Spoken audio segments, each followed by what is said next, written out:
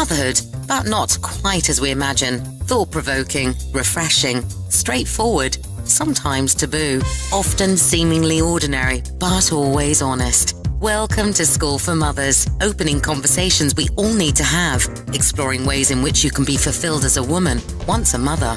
Now here is your host, mother of 10, Danusia Melina Durban. Welcome back to the School for Mothers podcast. I'm your host, Danusia Melina Durban. And in this week's episode, I'm joined by best-selling author, motivational speaker, leading celebrity therapist, and pioneering hypnotherapist trainer, Marisa Peer.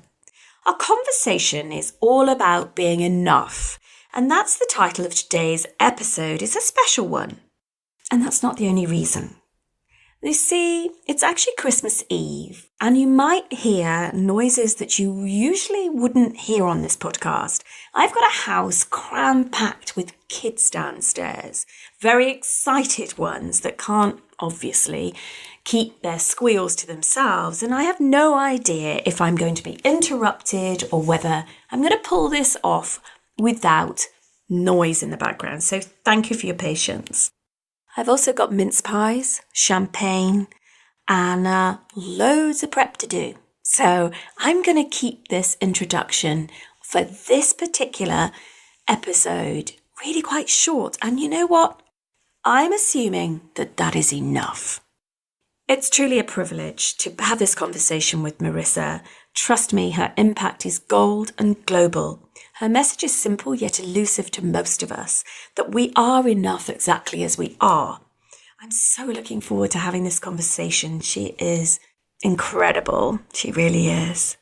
Her work is awesome. So without further ado, let's dive in and explore about what it means to be and feel enough.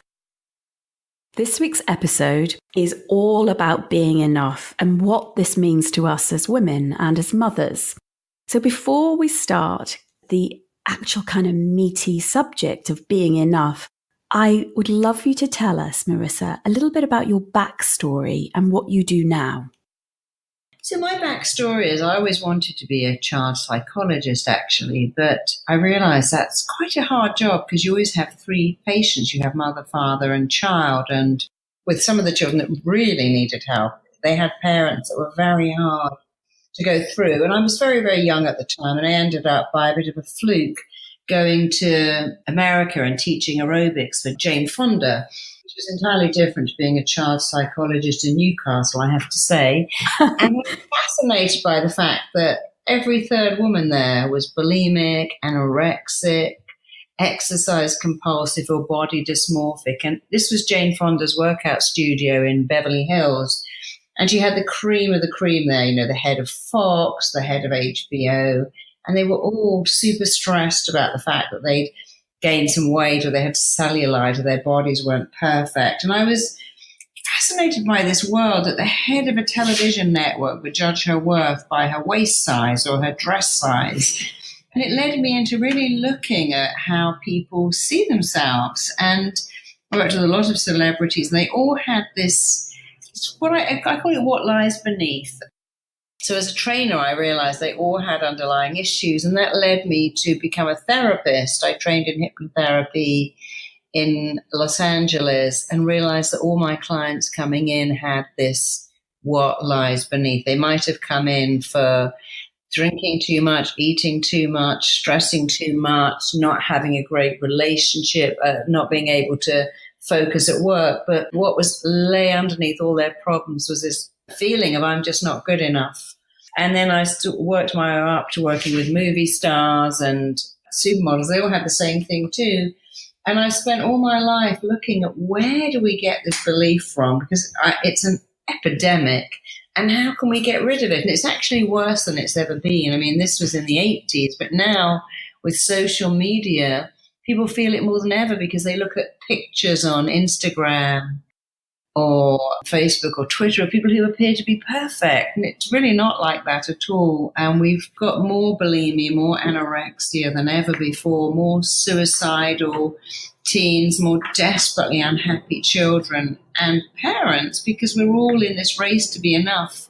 And the race to be enough, there's no finishing line ever. So it's it's a horrible race. And my mission is to get people out of that race and to go, look, you're enough now, just the way you are. Because surely if I think I'm enough, I just lie on the couch eating potato chips. No. When you know you're enough, you go for more because you know you're worth it. But you get out of the race to compete with other people, and you know that you have your own talents and you don't need to compare yourself to anybody. That's a great, that's quite a start from Newcastle over to to Beverly Hills to actually observe all this kind of, this theme in pretty well everyone's lives that you were encountering. So what do you do? What do you do with people because it sounds like there's so many of us that, struggle with this race to be enough. I have a really nice talk on YouTube that any of your listeners can go to, and it talks about how to know you're enough. So what I recommend is, listen to your dialogue first of all. Do you wake up and go, oh, look at my hair. Oh, my God, look at the state of the house. I haven't done this. And I know as a single parent myself, that competitive, my child is a genius, or my child can read at 4, or mine can play the piano, or mine can speak French. And it's very easy for that competitive at the school gates. And then, of course, your kids pick it up. And then, I know when my little girl was at school, there was a gifted child in the class, and she won every single prize. Every year she won the prize for art, for English, for maths. And you'd hear this collective, oh, from all the other kids. Yes. I've always believed you should not reward achievement. You should reward effort, because some of the less gifted kids are working so much harder than the ones who know they can rock up and without even studying. And so I've always believed that when you give one child a prize, what about the other 25 kids in the class who never get a prize? You're saying to them, you're not enough. And sometimes they can't compete because they have a different thing. I mean, my little girl, I was taking her to school by the hand when she was only 4. And she said, Mummy, you see that boy? He can write his name in a box, and I can't write my name in a box. I'm like, darling, his name is Sam, and your name is Phaedra, and the P goes down, and the H goes up, and the D goes up, and it's such a beautiful name. And when you're 10, everybody can write their name in a box. That's not what life is about. Can you write your name in a box? You're an artist, and you're a gifted girl, and it doesn't matter about your name, but some of these schools with the best will in the world pit all these children against each other, and they start to believe so quickly, I'm not enough because I can't read out loud, I can't spell, I don't have perfect handwriting, and they never nurture the creative child inside who may be good at art and never be good at maths, or may be good at maths and never be good at art. And we're not supposed to be good at everything. If everyone in the world was good at everything, then that wouldn't be right. We have a talent and a gift, and we're supposed to nurture our gifts, not make our children compete. And then parents who are at home, your brother doesn't drop his peas on the table. What's wrong with you? Your sister, she can talk to people. Why can't you do that? And all children hear is, oh, I'm not enough. Well, I've got to be better, different. And it's so hard. And so I work with clients and uncover that belief, and then I show them how to get over it. And how to get over it is much quicker than how you ever got it. And that is to write it on your mirrors in lipstick, in eyeliner, so that you see it every day. Put it on your fridge in fridge magnets so that your children see it. And every day say to them, you're enough. So when your kid comes and goes, Mom, I got a D in French, you go, that's a shame, and I'd love you to put more. But, you're still a great kid. You're good enough. And when they, hit my little daughter one day, she pushed her nephew off a haystack, my nephew. I said, why did you do that? And she said, you said he was your favorite. I said, no, I said he was my favorite nephew. And I didn't tell her off for that. So, we don't do that. We don't push people off haystacks. And you're a good kid and you did a bad thing. I'd never say you're a bad kid and did a bad thing. So you have to make people believe in themselves. So writing it all over your house, your children will start to pick up the message, because when you see something every day, when you hear it, read it, write it, the mind lets it in. It's a bit like having a mother who says all the time, we're going to get sick because we were out in the rain, or if you go out with wet hair, you'll get a cold. And when you start to believe something, it becomes true, whether it's good or bad. But how great it is when you get your mind to believe that you're enough. And I also think that You should take your passwords, whatever they are, and put the word I'm enough in there too. So it's squiggle, squiggle, number, dot, I'm enough. Because by typing it out every day, writing it, reading it, your mind learns by repetition. You cannot help but let it sink in like lotion on very dry skin. It will go in and it will start to nourish you. You know, I remember you telling me this some years ago about, just place it everywhere in your life, put it everywhere. And I've done that, Marisa. I've done that so that when I look in the mirror in the morning, when I actually in my kitchen, for instance, as a result of you, I still have white tiles in my gorgeous kitchen. And one day I thought, well, I love my white tiles, but couldn't I get some markers and write messages on there? Affirmations. So every single, and in the loo now, I did the same because there was white tiles in there. I also found out the feng shui of that loo. Happened to be my money area, by the way. Whoa, that's a bit awkward. So instead, I put a money plant and I also wrote mantras. And so I am enough is everywhere. I'm enough. So my children grow with that. It's profoundly changed the way that I feel about myself. And it's wonderful. An example, I was nominated for an award in the city a few months ago. And that was really thrilling after years of putting other people forward for things. It's like, oh, wow, nominated. That's sweet. I would love to be shortlisted. And there was a day when the shortlist was coming out and I didn't get shortlisted. And I cried. I really cried. I sobbed for 10 minutes. And I was in my kitchen because I'd really waited for that day. I was like, oh, it would be so marvelous to get through to a shortlist. Forget winning. That wasn't my goal. And then I looked at my tiles and I saw I am enough. And I thought, it just stopped. It was like, oh, of course. And then what I did was I went on Twitter and I made sure that I connected with the people in my category that had been nominated. And I voted for them because it was this big release of, yeah, I'm enough. So it doesn't matter. That was such a gift to be even nominated. It's like I didn't need to make it anything other than it's perfect as it is. So I absolutely would recommend what you're saying because you're right. After years and years of deeply embedded messages counter to being enough, it can be relatively simple if we make it a habit. It's that habitual, hear it, read it, write it. That's the thing. Yeah, also put it on your phone alerts. We all have phone alerts that ping. I still have it to this day. At 8 o'clock in the morning and 8 o'clock at night, my phone pings with a message, I'm enough.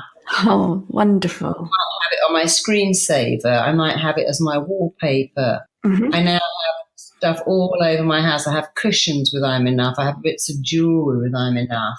If I ate carbs, I'd put it on cookies and toast. You know how you can print toast? Yes. I have a piece of artwork. Now people give me artwork that says I'm enough. I've got a couple of really nice posters that say I'm enough. So somebody said, and one of my clients, I love this, she put it on her children's pillow. I thought it was so great. So when they go to bed at night and wake up, it's the first thing and the last thing they see, I'm enough, and they sleep on that. I thought, wow, I hadn't thought of that. What a great place to put it. I've got it on T-shirts. You can have it on your underwear. You can have it. There's not enough places for you to have it. You could put it anywhere, make some art out of it, but really go for it because its strength is in its simplicity, and it does make the most profound difference. People run to me airports all the time. I go, oh my God, you changed my life. Let me tell you how I'm enough made a difference, not just to me, but to my children or to my partner. And I love that. So tell me the difference, if there is any, between men and women around being enough. Well, it's very different because men have always been judged on what they can do. So no one would ever go, well, Pavarotti's fat, how can he be an opera singer? Or look at the size of Barry White. Or, Johnny Vegas should lose weight. Or who's the guy from the Tonight Show? James, who was at the royal wedding. You know who I mean. Do you mean Corden? Yeah, James Corden. No one would ever say to them, well, you really need to lose a bit of weight. We've always judged men on what they deliver. But, nobody would talk about Theresa May's clothes if she was a guy. So women always get judged on what they look like first. I mean, the commentating on what Theresa May wears is extraordinary, because although Donald Trump gets a bit of stick for his hair, they don't really comment on his clothing. And so women have always had this pressure. We have to also deliver, but we also have to look amazing. Our hair has to be done. Our makeup has to be done. Look at Mary Beard and the flack she gets when male historians don't get that kind of flack. And so it's very unfair for women, because they've got to do everything. They've got to look amazing, be amazing mothers, have an amazing home. You know, when we see a child who's gone wrong and turned out to be a serial killer, the first thing they say, well, you know, what's the parent like? And they always mean the mother, the hand that rocks the cradle. Yes. So it's very hard for women, because they have to multitask and they're expected to be good at everything. I know when I do television, people always go, oh, I love that top, or gosh, your hair looked nice. They don't comment on my content, but they do on the radio, of course. And so it's very hard for women. And I wish that would end, because we're under so much pressure to look amazing, to be amazing, to produce amazing results while running an amazing home. And I think women have a lot more guilt than men. It's really hard. So they're different, because men will always be judged on what they deliver, and women will be judged on what they deliver and what they look like as they deliver it. And that's the imbalance, which is completely wrong. Yeah, absolutely. I couldn't agree more. This multi-performance, these layers of having to perform in multiple ways, such a lot of stress, such a lot of, again, competition. And the other day I met a group of women for the first time, and it happens to me often, actually. I'm meeting lots of people as a speaker, and so they'll comment, the very first comment that they'll make as a mother of 10, they'll say, oh my God, but look how you look.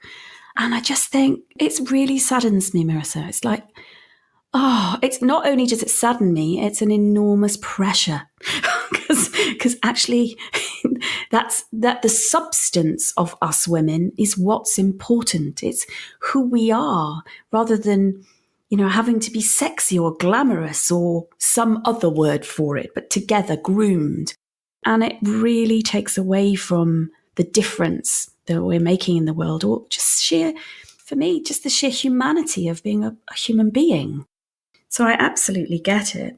I mean, what do you see in the difference? You have triplets, 2 boys and a girl, and even at 5, what do you see as the difference in the pressure? Because there is pressure even then, but you must see that firsthand, because you, of course, had 4 girls, 4 boys, and then you now have 2 more boys and a girl. So you tell me. Yeah, there's a massive difference. So I'm really glad you asked that. I notice a very big difference with these triplets, particularly in the way they watch television. We don't do a lot of screen time, but when we do, and if we have, so we'll have movie time, Serafina does something very interesting that I've never seen before. And I've definitely not seen this in a boy, so it might just be personal to her. She actually always says, I want to be that character. I want to be her. I want to be that. And it can even be a rabbit. It doesn't have to be a human being. I want to be that. So she disassociates in a funny way. And she's a very stable, happy little child. I should say that. But she actually puts herself over in, I would like to be that. The boys never do that. They're who they are. So it's something about a stability of identity that I see with females. I've also seen my daughters all know, because I have, you know, one in her 20s, a 17, 14-year-old, and a 5-year-old, so very different stages. All of them know that they're under a gaze. They're actually being looked at. Serafina knows, and all the others know, that what she wears will be commented on. So when she goes to a party, nobody says, oh, what a lovely little pair of shorts, boys. I know. It is remarkable. And the other thing is, at a very basic level, the clothes that are made for boys have room in them. The sleeves have room. The clothes that are made for girls, they don't have room. They're tight. They're modelled to be, you know, body forming. So even at 3, the size of the clothes, the shape of it is moulded to a female's body, which means she can't move as easily. whereas the boys have freedom of movement.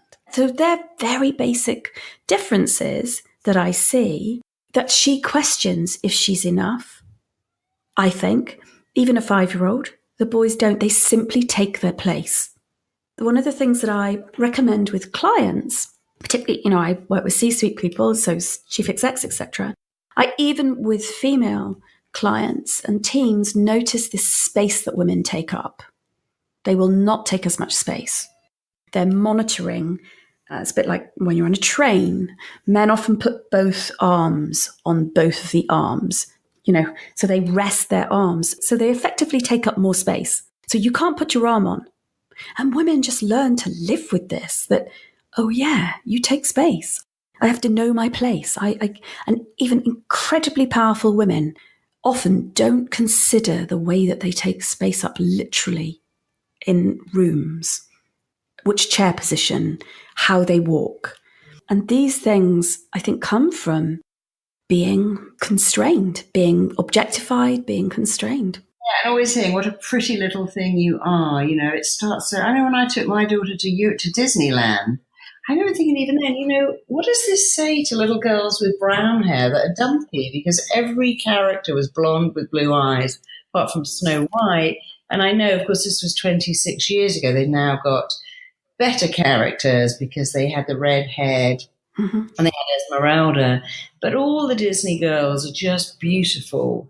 And just someone looks at them and falls madly in love with them, and they all live happily ever after. And I loved it when Penelope Cruz said, when I read stories to my children, I change the ending. So when the handsome prince said, let's live happily, she goes, no thanks, I'm off to learn to be an astronaut. I thought, what a great thing to do. Yeah, I actually do that. I actually change stories. I look at things like Disneyland and it makes me weep for little girls who aren't blonde. I remember being in Sweden once, and the same thing, they have this Christmas fair and they always pick the girl with the whitest hair and the bluest eyes to join Father Christmas. What about the girls with brown hair and brown eyes? It's the message we give to girls. And we wonder why we have so many people with anorexia and bulimia and poor body image, because it's all about looks. And I know there's a movement. Well, I'm Enough is that same movement. It says I'm enough. We're working now on an I'm Enough day all around the world to say I'm enough the way I am.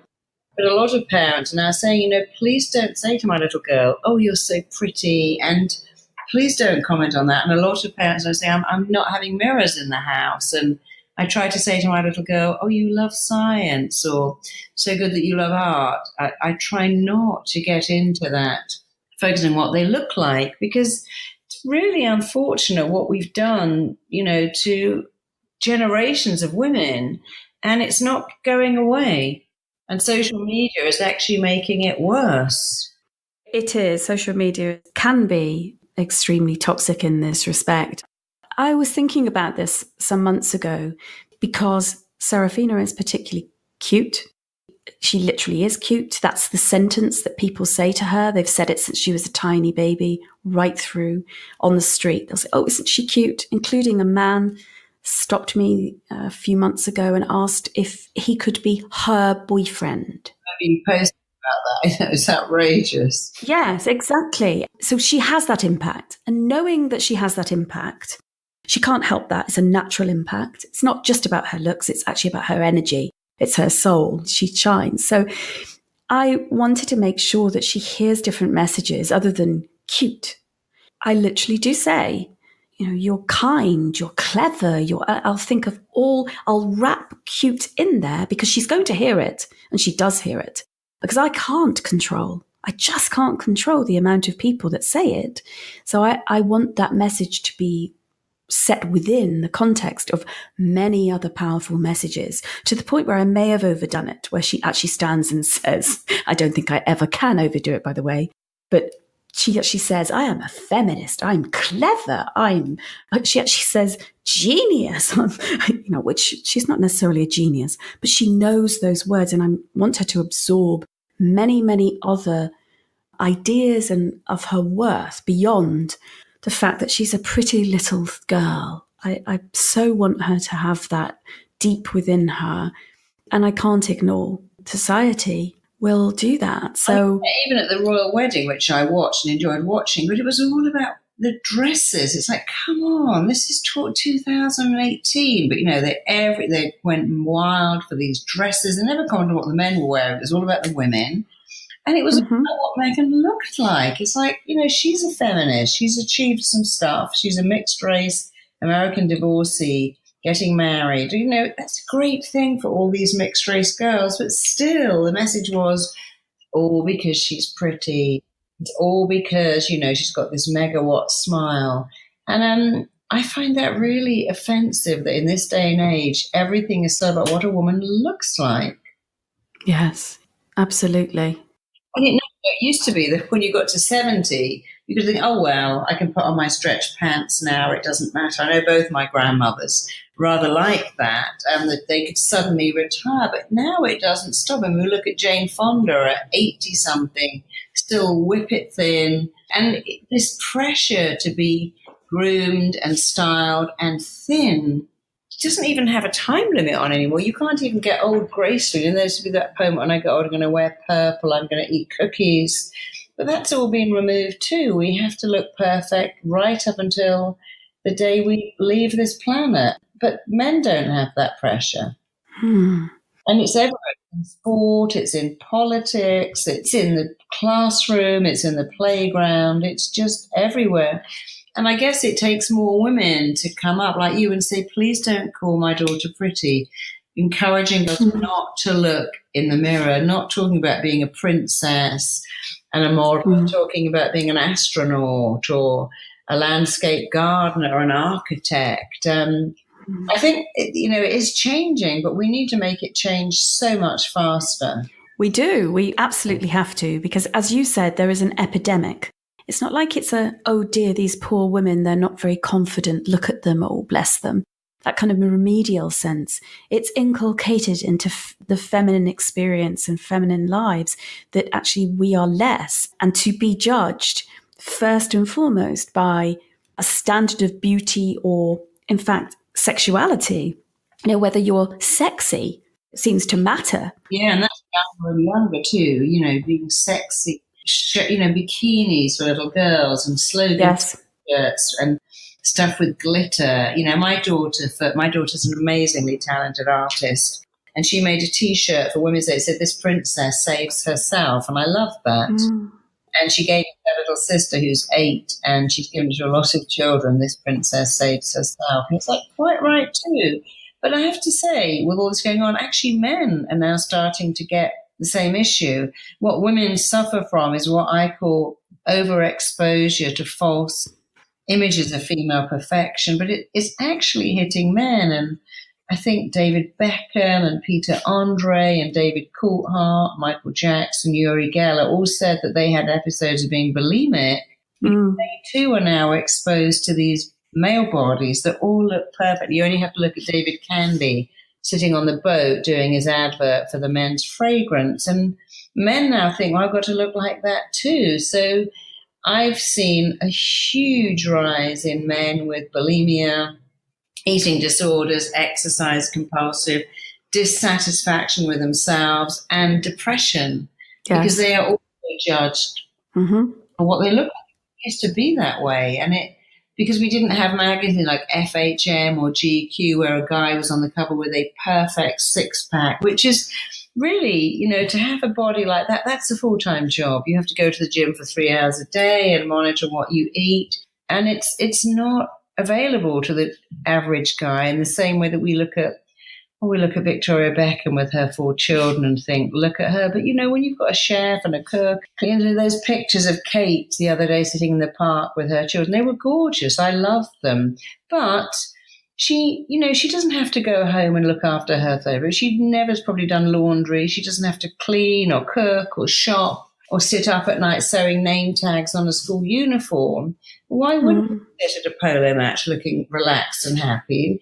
That's not available to so many women, and yet we have these impossible role models that we're supposed to be just like them. And it's like, but no. So when we see Elizabeth Hurley in her bikini a month after giving birth, we think, oh, I'm not enough because I'm not like that. But they have an army of people helping them. And we don't. And that comes back again to not feeling good enough because we compare ourselves to people. I was looking at Kate Middleton's photos the other day in the Trooping of Colour, and I was thinking, I was really feeling for her. She was looking astonishingly beautiful as ever, and no doubt, a stunning dress, etc., etc. We've heard all about all that. But I was actually feeling for her as a mother, thinking you gave birth, 4 weeks or 6 weeks before? Yeah, 7 weeks. Yeah, exactly. Just a few weeks before. Yeah, you were home with your baby. Yeah, this poor woman, you would never guess that she's had a baby. And I imagine the internal pressure to lose whatever pounds that she could put on within a matter of hours is enormous. And I just so feel for her. And yes, she has this army of staff, and in that there will be a lot of pressures too. But I just at that physical level of knowing what that takes in those postpartum days, that the recovery phase is so important to mental health. Yet she's carted out and she's got to do her job, etc. And it's a world that ordinary people, she's living in a Disney movie. It is now we've got a soap opera going on, really, and the whole Meghan and Harry thing was literally a documentary on some Disney movie of Prince Charming marries this wonderful princess. It is very, very worrying. But just while we're talking about a kind of increase in bulimia and anorexia and the fact that all these issues are really coming up as a result of this, race to be enough, are you seeing self-harming on the increase? Oh, absolutely. Self-harm, self-sabotage, destructive behaviors. I see all of that. And the sad thing is I see it in children who get younger every year.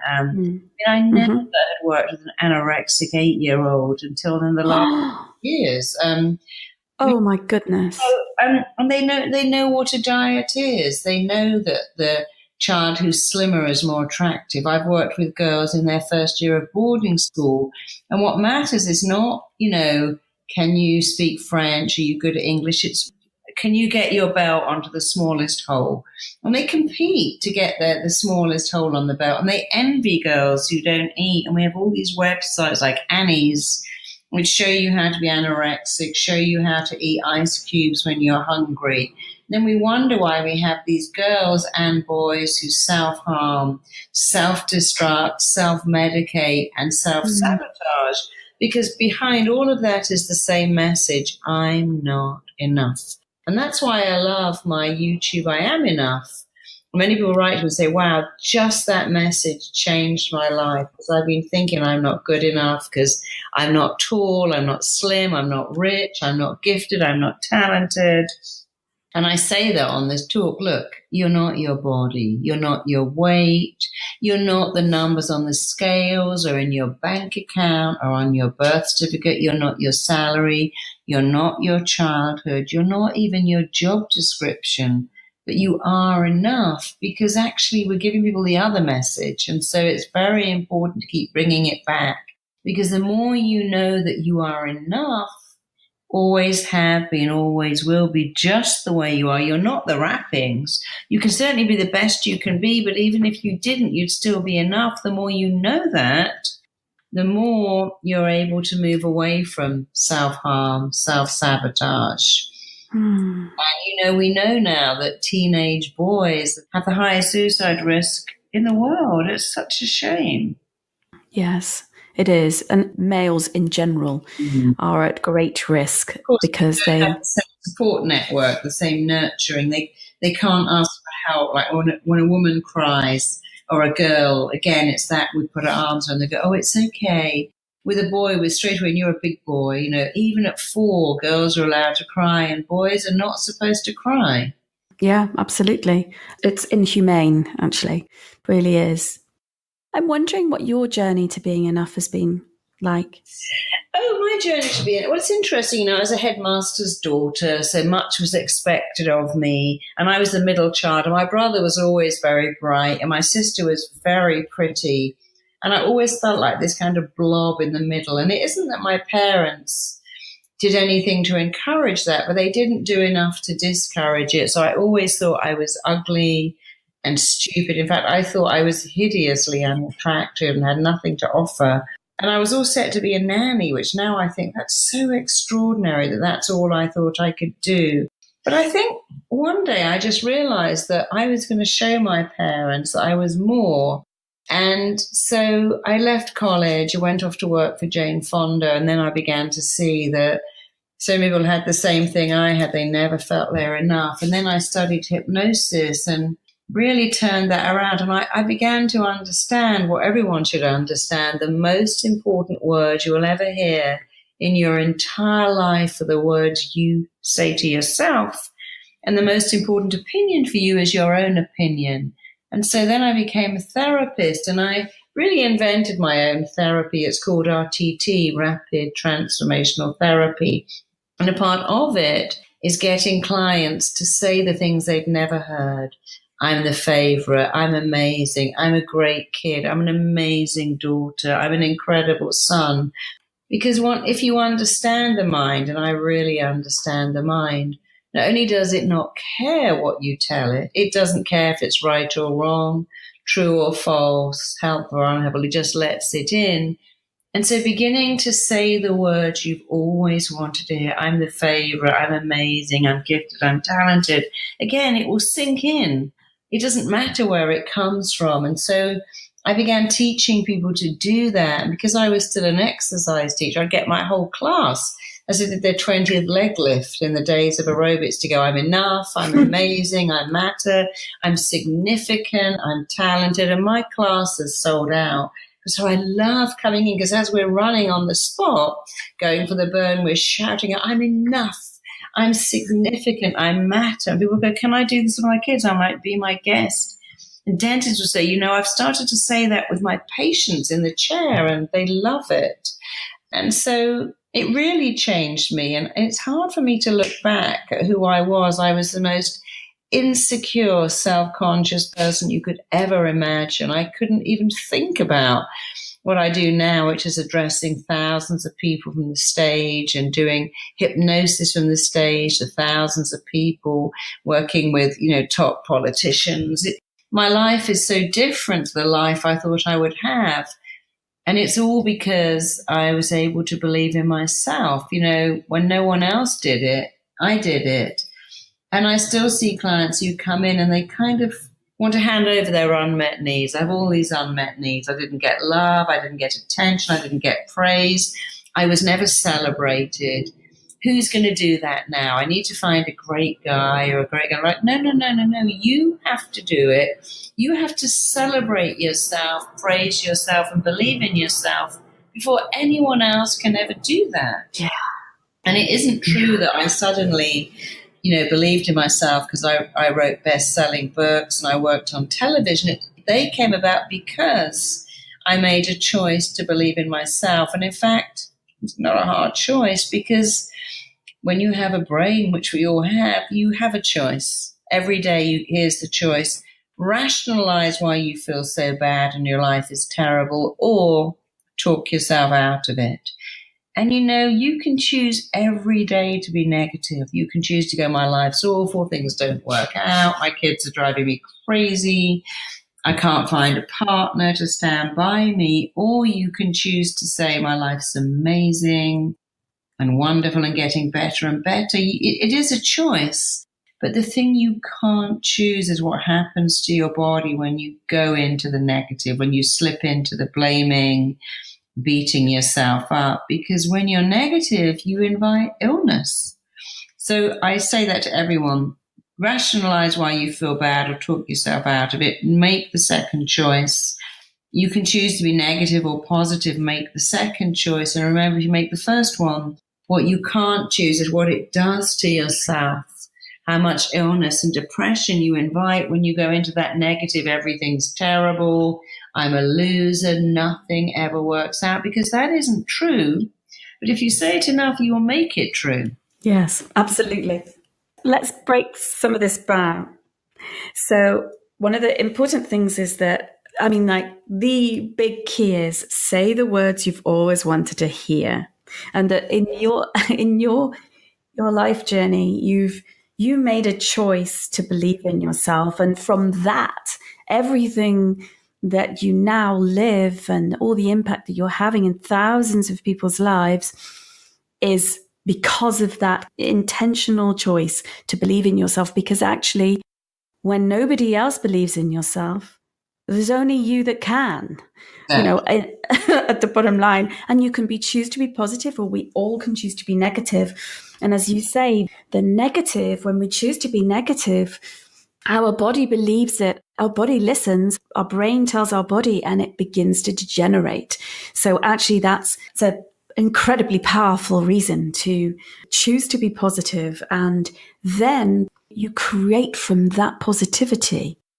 Yes, because the mind loves what is familiar. So if you make that familiar, our mind is wired to prefer what's familiar. That's a fact. But here's another fact. You can make anything familiar, including praise, and you can make anything unfamiliar, including criticism.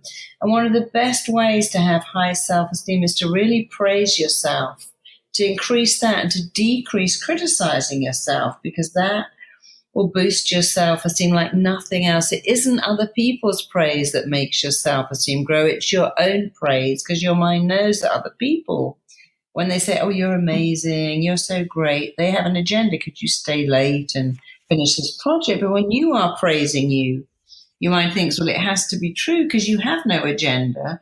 But when you're criticizing you, it also believes this must be true because you have no agenda. Yes. Oh, it's so good, Marisa. I just love what you're saying. And I know it to be so true, really true.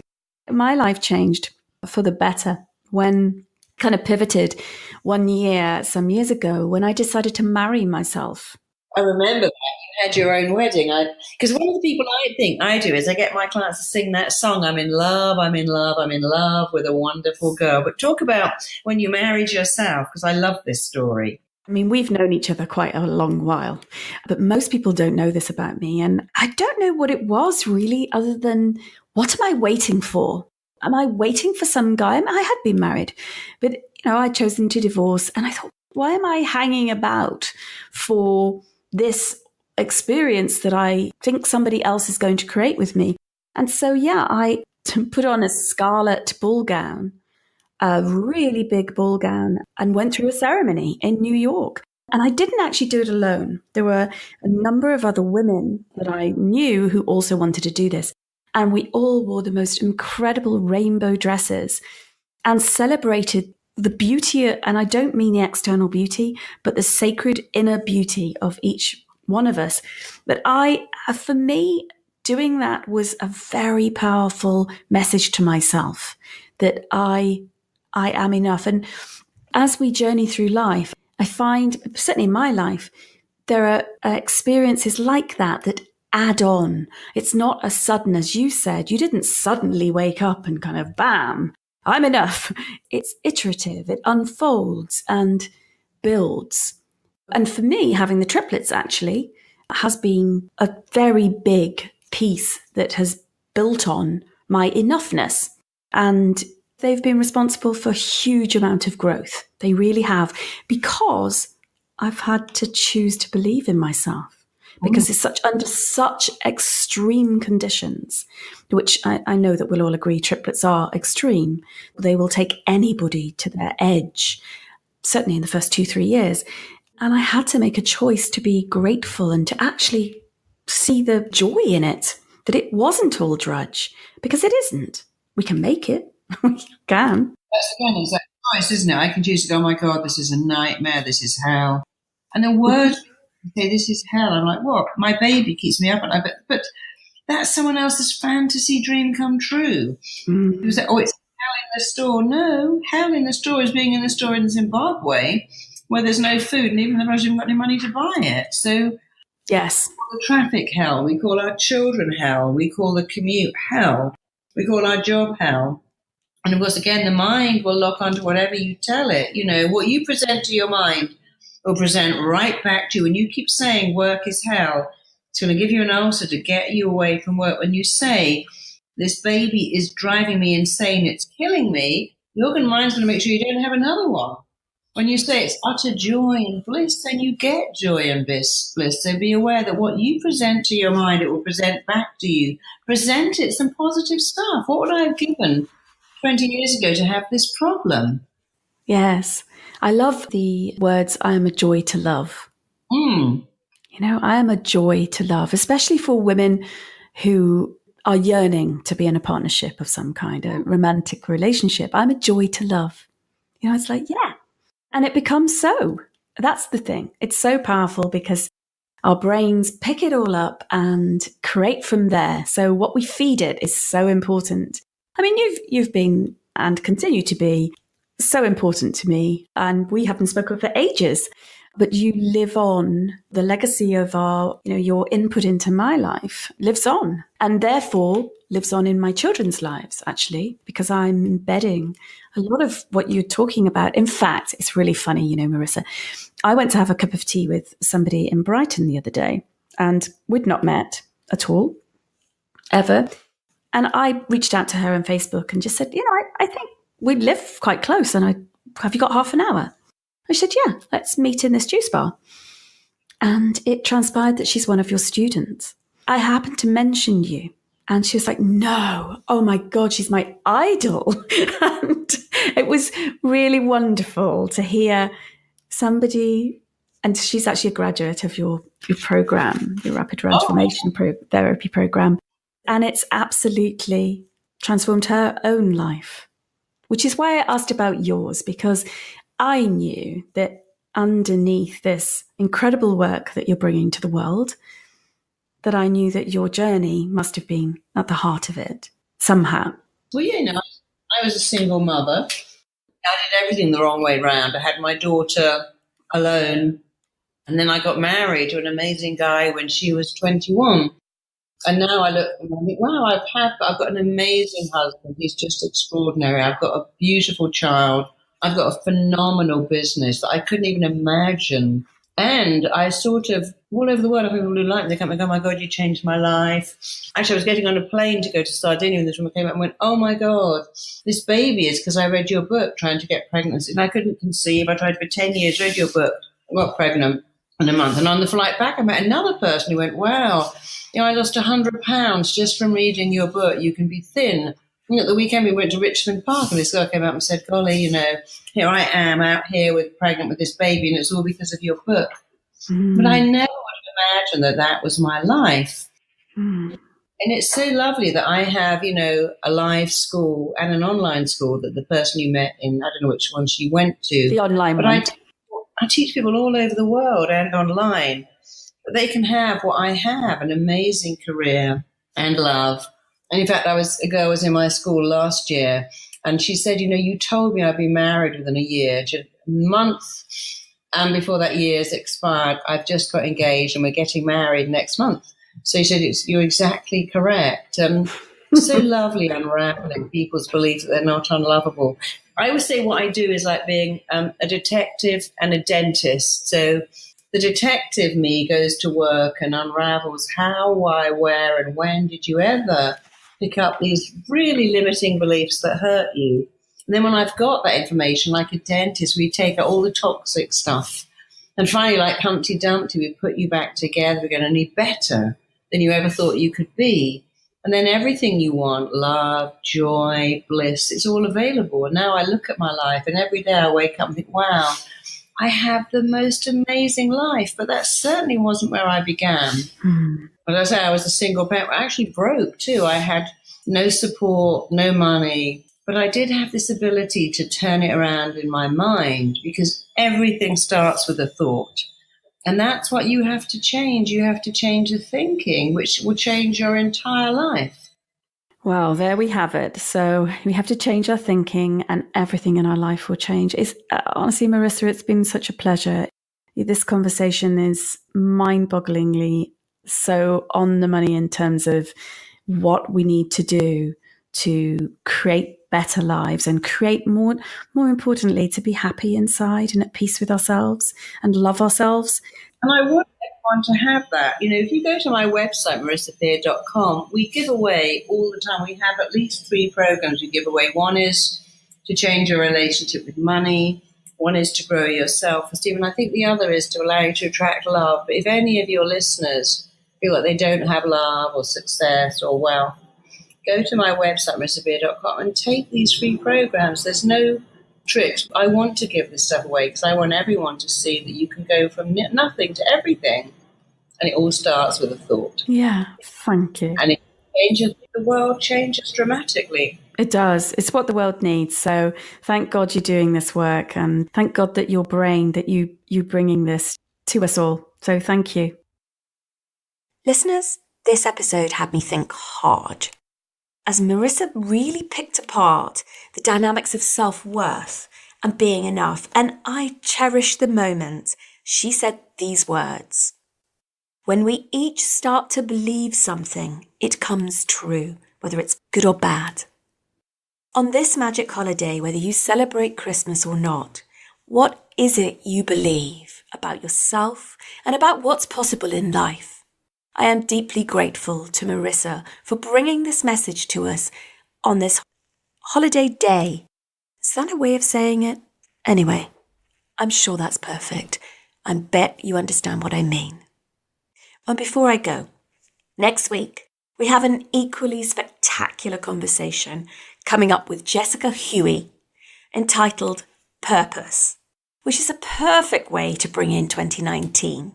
I hope you'll join me for that one. Thanks for tuning in, sending you oodles of love, listeners. Have a great holiday. Meet me here next week, same time, same place. Bye for now. Happy Christmas, listeners. I hope you come back next week. Thank you for tuning in to the School for Mothers podcast. To continue the conversation and keep your dose of inspiration up, head over to schoolformothers.com/podcast, where you'll find bonus content from Danusia and a guest on habits, recommendations, books, best apps, time-saving secrets, life hacks, health, sleep and anything in between. That's schoolformothers.com/podcast.